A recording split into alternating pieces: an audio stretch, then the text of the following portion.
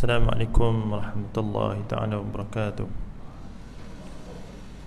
Alhamdulillahi rabbil alamin, wassalatu wassalamu ala ashrafil mursalin wa ala alihi wa ashabihi ajma'in. Subhanaka la ilma lana illa ma 'allamtana innaka antal alimul hakim. Rabbi shrah li sadri wa yassir li amri wa hlul 'uqdatam min lisani yafqahu qawli. Rabbi yassir wa la tu'assir, Rabbi tammim bil khair. Amma ba'd. Qala Allah Ta'ala, a'udzu billahi minasy syaithanir rajim. Bismillahirrahmanirrahim. والذين جاءوا من بعدهم يقولون ربنا اغفر لنا ولإخواننا الذين سبقونا بالإيمان ولا تجعل في قلوبنا غلا للذين آمنوا ربنا إنك رؤوف رحيم. Artinya, dan orang Islam yang datang kemudian daripada mereka berdoa dengan berkata, wahai Tuhan kami, ampunkanlah dosa kami dan dosa saudara-saudara kami yang mendahului kami dalam iman, dan janganlah engkau jadikan dalam hati perasaan hasad dan dendam terhadap orang yang beriman. Wahai Tuhan kami, sesungguhnya engkau amat melimpah belas kasihan dan rahmat-Mu. Suratul Hasyr ayat yang ke-10. Subhanallahul azim. Para jemaah, tuan-tuan, puan-puan muslim-muslimat, ibayah yang dirahmati oleh Allah Subhanahu wa taala sekalian. Alhamdulillah, marilah sama-sama kita memanjatkan syukur kepada Allah Subhanahu wa taala selama-lamanya dalam fasa kehidupan kita, dengan pelbagai nikmat-nikmat yang telah Allah kurniakan kepada kita. Antara nikmat yang besar dalam kehidupan kita ini adalah Allah mempermudahkan untuk kita melaksanakan sesuatu ibadah dalam kehidupan kita. Moga-moga mudah-mudahan segala ibadah-ibadah yang kita laksanakan, yang kita lalui fasal-fasal kehidupan kita, semuanya diterima oleh Allah Subhanahu wa taala, insya-Allah. Allahumma amin. Para jemaah sekalian, insya-Allah pada pagi ini kita sambung kembali pengajian kitab Mutiara Nabawi, dalam bab larangan mencela mayat.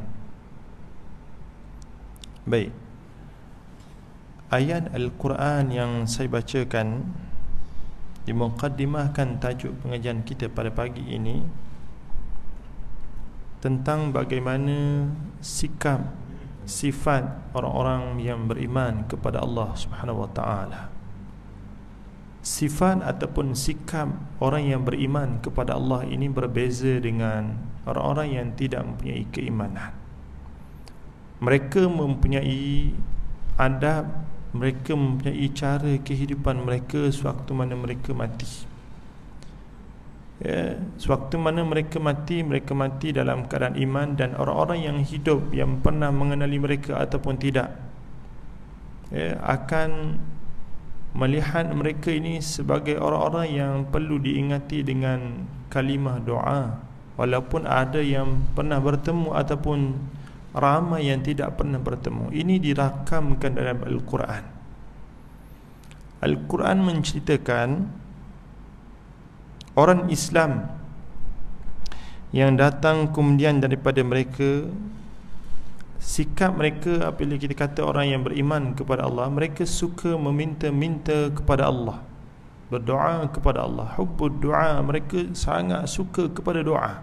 Ini sifat orang yang ada iman yang mantap, yang kukuh. Mereka akan memperlihatkan, sentiasa menunjukkan mereka ini adalah seseorang, segolongan manusia yang sangat lemah di sisi Allah di dunia. Tidak dapat tidak, mereka memerlukan kepada bantuan Allah, pertolongan Allah. Dalam ayat ini Allah Azza wa Jal menceritakan orang Islam itu dalam bab kalimah doa, mereka sentiasa mengungkapkan, wahai Tuhan kami, Rabbana ighfir lana wa li ikhwanina allazi sabaquna bil iman. Ampunkanlah dosa kami dan dosa saudara-saudara kami yang mendahului kami dalam iman. Baik, para jemaah sekalian, di kalangan mufassirin, para ulama tafsir menyebut manusia diwajibkan menjaga hubungan sesama manusia. Tidak diajar oleh agama kita, tidak diajar oleh Islam untuk bermusuh-musuhan. Apatah lagi kata mengata hasad menhasad. Nabi sebut dalam hadis, ya, wala tahasadu wala tabaghadu. Jangan kamu hasad menhasad. Ya, marah memarahi. La taghdab. Nabi kata jangan marah. Baik, kita diajar menjaga hubungan. Di dunia ini manusia ada beberapa sudut pandang pandangan ulama. Kita wajib menjaga hubungan dengan orang-orang yang beriman kepada Allah. Kita wajib menjaga hubungan dengan orang-orang yang kufur kepada Allah Subhanahu Wa Taala. Cuma ada batasnya. Ya, kita tidak diajar, tidak dibolehkan di sudut syariat bila kita bertemu dengan orang-orang yang berbeza di sudut bangsa, apatah lagi agama, untuk kita mencederakan jasad mereka, apatah lagi mencederakan perasaan mereka, selagi mana mereka tidak melanggar batas syariat. Baik mana pun hubungan kita dengan seorang manusia yang berbeza di sudut bangsa ataupun apatah lagi di sudut agama, katakanlah kita ada kenalan rapat. Baik, kenalan kita itu kita diajar untuk berbuat baik, menjaga hubungan mereka setakat di dunia sahaja. Manakala apabila seseorang yang kita kenali itu, yang kita baik dengannya, kita pernah makan, boleh jadi bersama dengannya, anda kata Allah dah tentukan kenalan yang kita kenal itu mati tidak beriman kepada Allah ataupun kufur kepada Allah, kita diharamkan, kita tidak diajar, dilarang oleh agama untuk mendoakan pengampunan dosa kepada mereka. Ini disebut dalam ayat Al-Quran, dan ramai perkara ini terlepas pandang. Walaupun dia baik dengan seorang manusia itu, dia sudah berbeza, contohnya bangsa ataupun agama, kematian habis. Kerana iman itu adalah menjadi satu penentu. Tidak boleh sama sekali kita, sama ada kita nak menulis di laman-laman sosial dan sebagainya, ya Allah ampunkanlah nama sekian-sekian yang berbeza di sudut agama, lalu kita sebut, kita kata sesungguhnya dia ni kawan baik dah, teman rapat dahulu kala. Al-Quran menyebut kalimah yang menjadi kesukaan, gembiraan seorang manusia itu sebut pada Allah, Rabbana ighfir lana wa li ikhwanina allazi sabaquna bil iman. Perkataan ayat yang berbunyi bil iman. Allah Azza wa Jalla menyebut orang-orang yang mendahului saudara-saudara kami yang kita doa dalam iman. Pastian orang yang mendahului kita bukan dengan iman pada Allah. Umpama saya sebut contoh tadi, dia rapat baik dengan kita, memang tiap-tiap hari, bukan setakat sekali dua kali, bahkan berkali-kali kita ini jumpa dia. Bila mati, habis dah perhubungan kita dengan insan manusia yang mati dalam keadaan kufur kepada Allah. Dan janganlah engkau jadikan hati perasaan hasad. Para jemaah sekalian, pernah satu ketika dahulu Nabi SAW duduk bersama dengan Zaid ibn Thabit.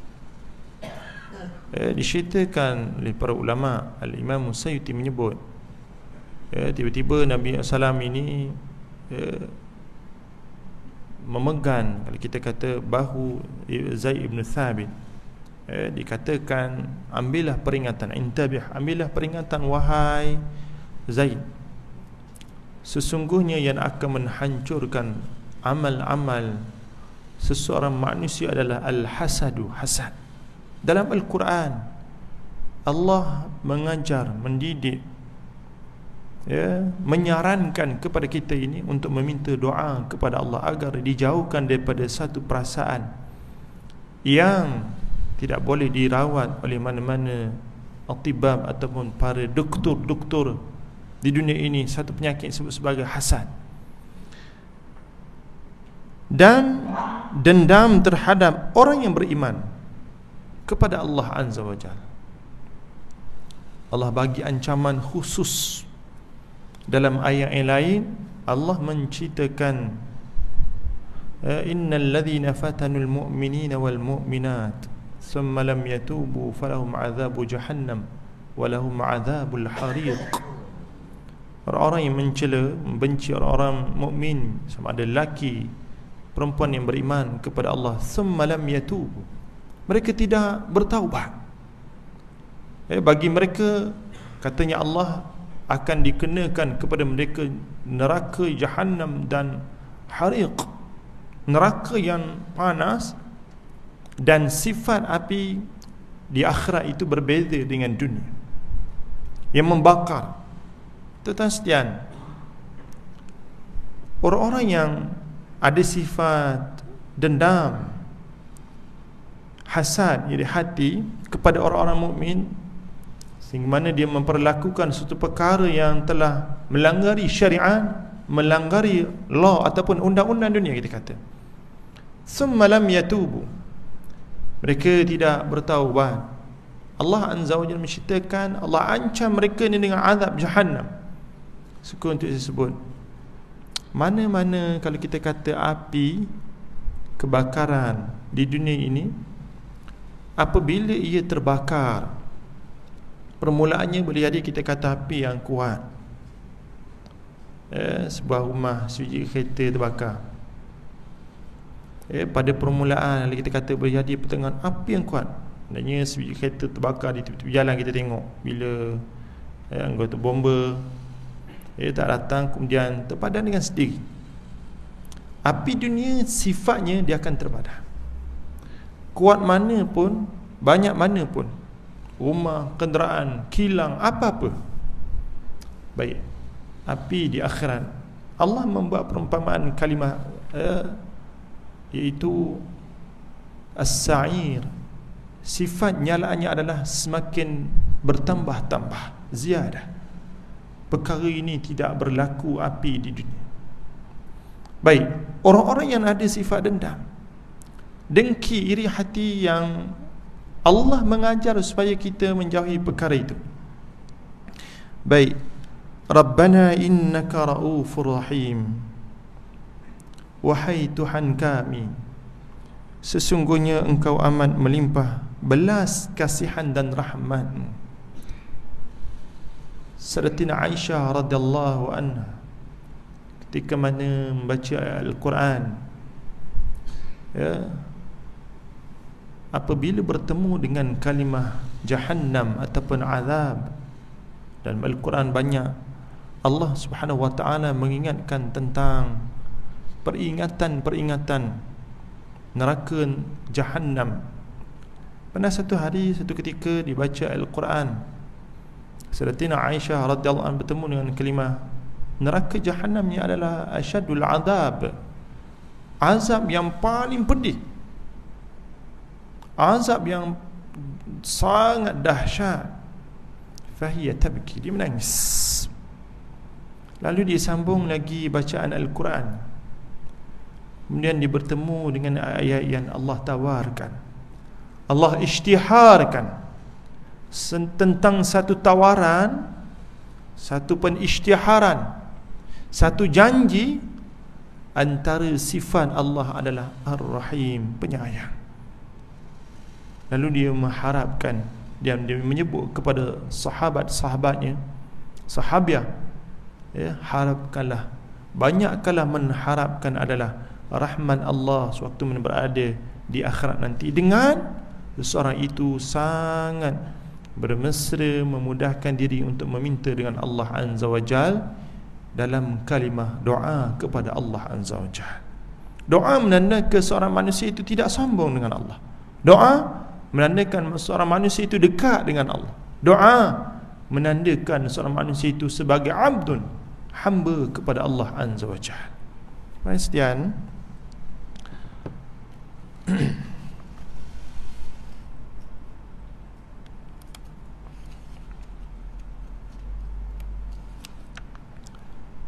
daripada Sayyidatina Aisyah radhiyallahu anha berkata, Rasulullah sallallahu alaihi wasallam sabda,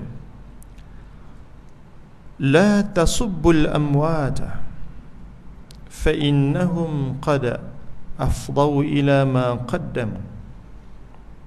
Dalam hadis Bukhari, Nabi SAW menceritakan artinya, jangan mencela orang yang mati kerana sesungguhnya mereka telah mencapai keputusan berdasarkan apa yang mereka telah lakukan.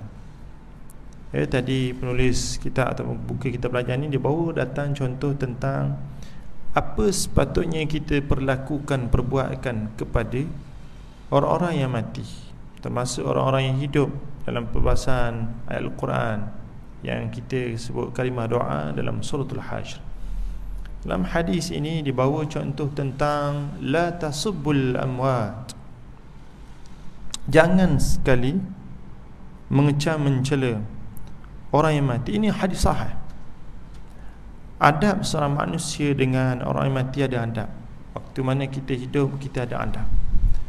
Lebih-lebih lagi kepada orang-orang yang mati, kerana banyak kisah Nabi SAW memperingatkan kepada sahabat. Umpamanya pernah satu ketika dahulu, satu jenazah yang berada di atas usungan untuk dibawa ke perkuburan. Kemudian Nabi menanyakan kepada sahabat-sahabat, apakah penyaksian kalian kepada mayat ini? Di kalangan sahabat menjawab, al-hasanat, baik. Maka Nabi berucap, Nabi kata, antum syuhada fil ardi, kamu semua ini akan menjadi saksi kepada yang sekiranya kamu kata baik di dunia, maka baiklah dia di akhirat nanti.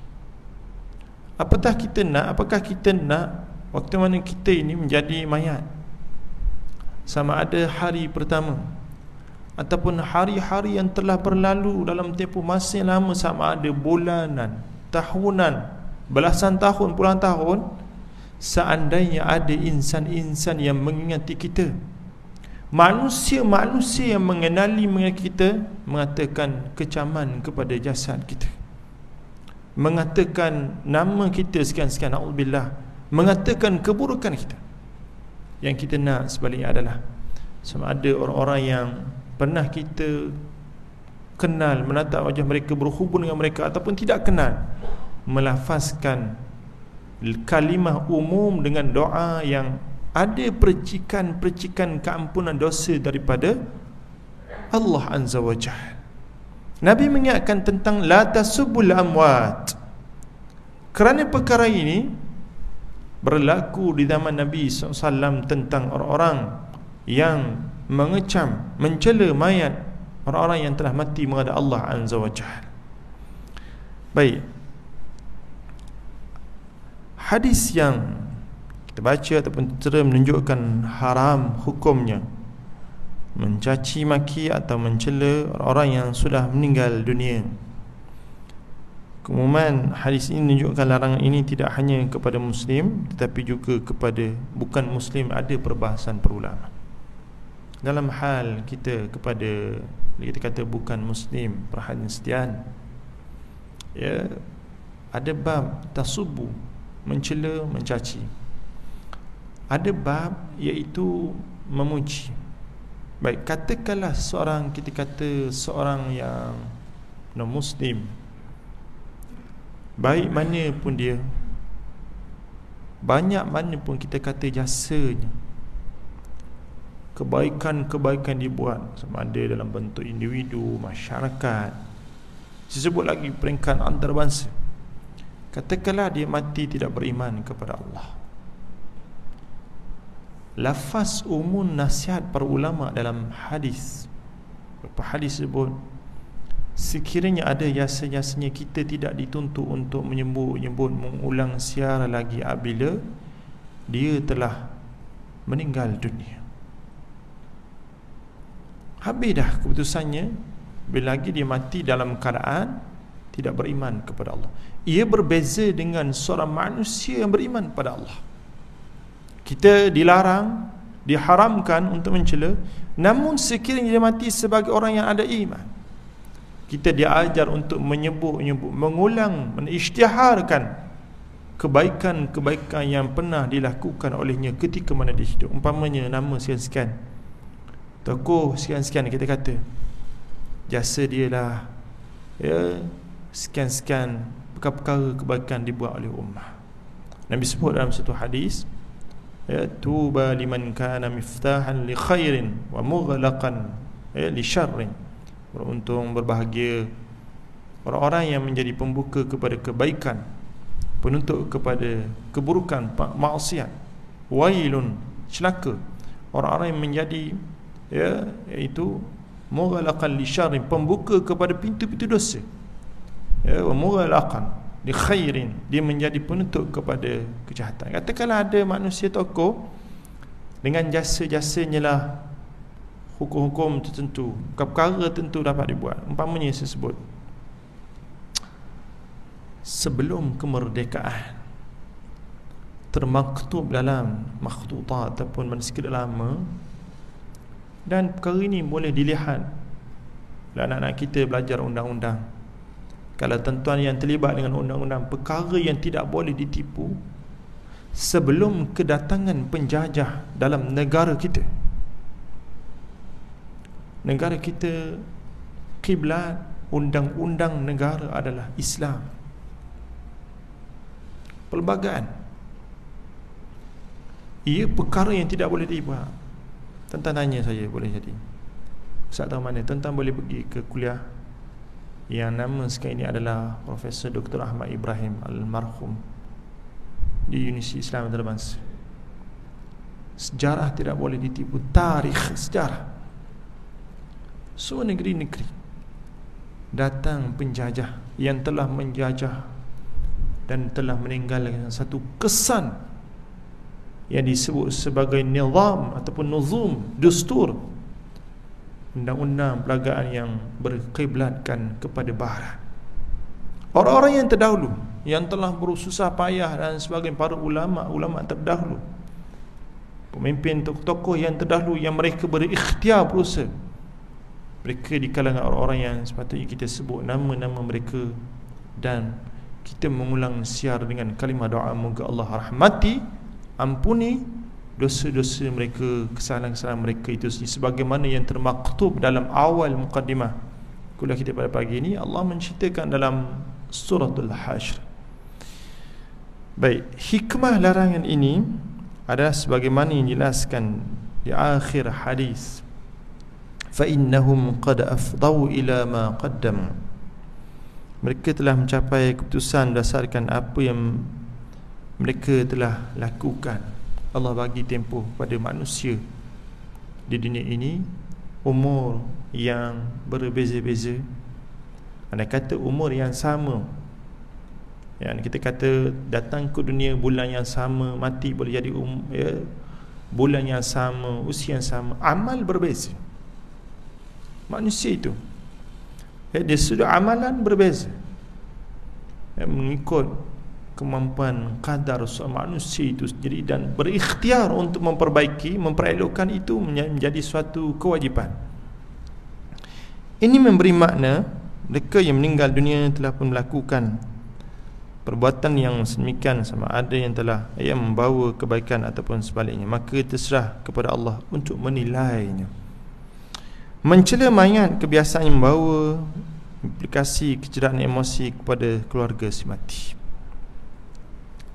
Para hadirin yang dirahmati oleh Allah SWT sekalian, hakul muslim, hak kepada orang Islam itu, ada 6 perkara disebut dalam hadis yang sahih. Sesuatu daripadanya adalah apabila mendengar kematiannya maka mendiarahinya. Tanda seseorang manusia itu hati yang hidup dengan akhirat Allah. Kita sekarang ni kita boleh bergerak di dunia kerana jasad kita masih hidup, adanya ruh. bahasa agama menyebut orang-orang yang hatinya dengan Allah, dengan akhirat itu terikat, tiap kali dia mendengar tentang kematian, dia akan mengambil ibrah, pengajaran. Tiap kali dia mendengar tentang kematian, khususnya di kalangan orang-orang yang dia kenal, sekiranya ada fursatul waqt disebut dalam perbahasan kitab yang adalah ada peluang, ada ruang waktu, dia akan menziarahi kepada keluarga semati untuk menyampaikan takziah, di samping untuk memperbanyakkan doa-doa. Dalam beberapa perbahasan para ulama tentang bab hadiah, dalam hadis yang sahih secara umum Nabi sebut hadiah itu adalah memberikan, membina, mengikat kasih kecintaan kepada orang yang memberi hadiah dan orang yang menerima hadiah. Itu umum lafaz. Lebih khusus, seorang tokoh tabi'in menyebut tekala mana Malik Ibn Dinar dia menziarahi kubur ayah kepada di kalangan sahabatnya mati, dia menyampaikan takziah, dia solatkan jenazah. Kita tahu tentang ganjaran pahala yang Nabi SAW menjanjikan orang yang solat jenazah ini, pahalanya diganjarkan seumpama emas sebesar gunung Uhud, Bukit Uhud, satu qira. Selesai ni, diiringi jenazah ke kubur Malik Ibn Dinar. Ceritakan seorang tokoh tabi'in yang pernah hidup bersama dengan para sahabat Nabi SAW. Sampai di kubur, dia berdiri. Yang pertama dia berucap untuk dirinya. Orang-orang yang baik, tiap kali dia melihat kubur, dia mengambil hikmah tentang kematian-kematian. Dan kita diajar untuk menziarahi kubur. Dan dalam beberapa riwayat saya tengok, kita ni diajar supaya menziarahi pada waktu malam. Memang kita tak pergilah, sebab masyarakat kita ni siang hari pun dia tengok kubur, dia kadang-kadang dia tak boleh dah. Dengar kubur dia tutup telinga tu kadang-kadang. Pada waktu malam, sebab malam adalah gelap. Muhasabah pada waktu malam lebih berkesan kerana waktu malam adalah zulmat, kegelapan. Dan kita tahu orang-orang yang memahami kegelapan malam yang tidak ada cahaya, andai kata nak dibuat perbandingan, dikomparekan, nescaya kegelapan alam kubur jauh lebih gelap daripada kegelapan malam yang tidak ada cahaya. Malik Ibn Dinar dia bermuhasabah, dia kata kematian ini benar-benar memberikan kebaikan kepada aku. Dia berucap pada ni, wahai Ibn Dinar, anak kepada namanya Dinar, sekali ini kamu menziarahi, satu masa nanti kamu akan ziarahi, diziarahi. Sekali ini kamu, bila kamu mendengar tentang al-amwat, orang-orang yang mati, apa perkara yang perlu kamu buat? Menziarahi dan mendoakan dan memperbanyakkan. Doa itu bukan sekali tetapi berulang kali, dan kalimah adalah memperbanyakkan.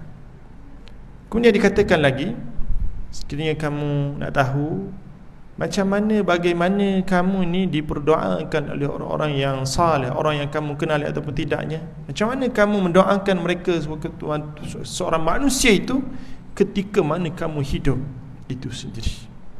Kerana Al-Quran memperincikan satu perincian yang panjang.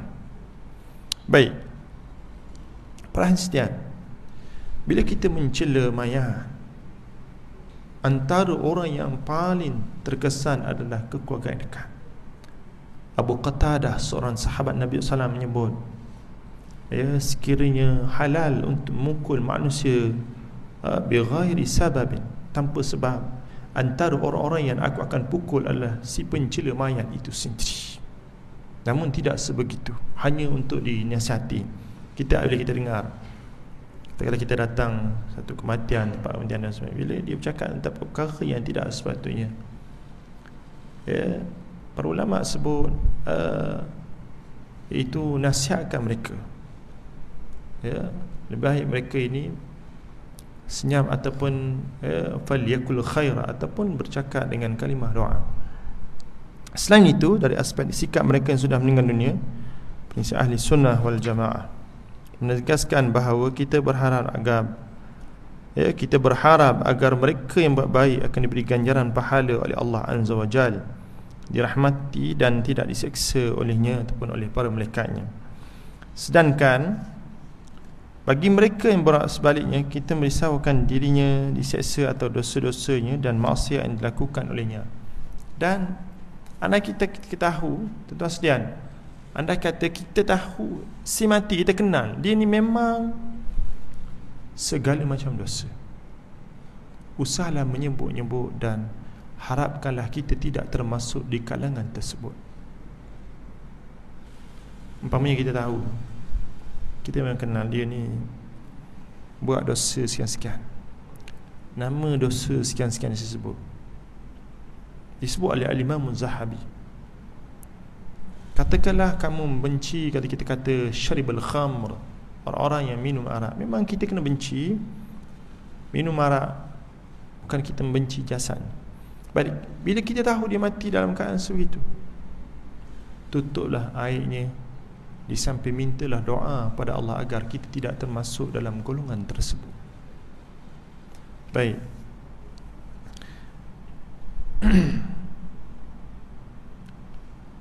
Kita juga tidak bersaksi terhadap seorang bahawa dia ahli syurga atau ahli neraka, kecuali orang yang sudah dipersaksikan oleh Rasulullah sallallahu alaihi wasallam.